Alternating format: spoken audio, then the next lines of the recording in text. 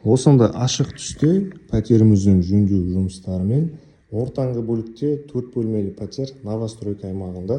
Видеодан байқап тұрсыздар, қазір біз залында тұрмыз. Планировка өте ыңғайлы жасалынған. Осы залдан ары қарай лоджияға қарай өте аламыз.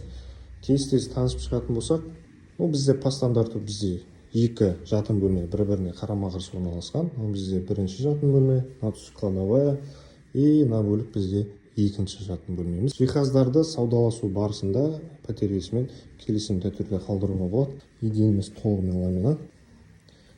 Бізде үшінші жатын бөлмеміз.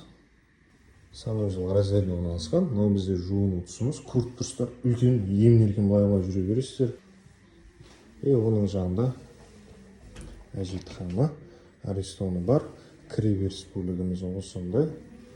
Әрі қарай мына бөлік бізде ас бөлмеміз. Перепланировка жұмыстары жасалынған. Байқап тұрғандарыңыздар, осы лоджияға қарай ас бөлме көшірілген. Лоджиямыздың өзі бір бөлме сияқты үлкен. Сондай жиһазымыз холодильникпен барлығы қойылып тұр. Батарея қойылған, чугунный батареямыз. Қыс мезгілінде үйіміздің жылуы жып-жылы қайнап тұрады.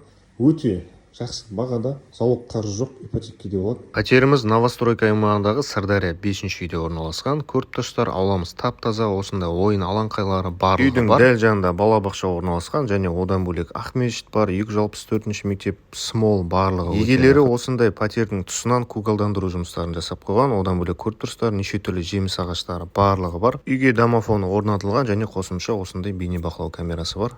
Тез үлгеріп қалыңыздар.